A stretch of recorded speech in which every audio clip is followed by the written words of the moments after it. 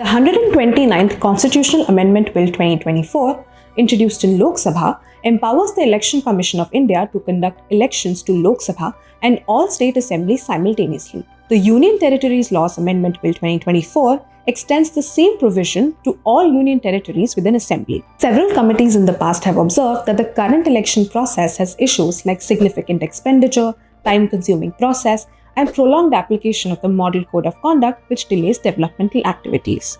The Statement of Objects and Reasons of the bill seeks to address these issues by conducting elections simultaneously for assemblies and Lok Sabha. The bill also provides for a transition plan to synchronize the electoral cycles at both central and state level.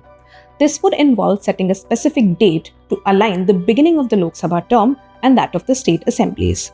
The bill also empowers the President to issue a notification on the Lok Sabha's first sitting after a general election. The term of the assembly formed after this will end with the term of the Lok Sabha, and all future elections will be held together. The bill states that if a Lok Sabha or any state or union territory assembly dissolves early, an interim election will be held to complete the remaining term. If the Election Commission decides that elections to any state assembly cannot be held as part of the simultaneous elections exercise, it can recommend to the President, who can then issue an order to conduct the elections at a later date. However, the term of the assembly will still end with the expiry of the full term of the Lok Sabha. Elections for Lok Sabha and state assemblies were held together until 1967. However, since then, elections were scheduled at different times since many state assemblies were either dissolving early or their terms were extended.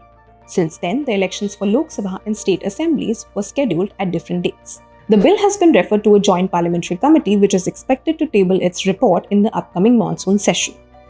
For more such videos, follow us and visit prsindia.org for legislative insights.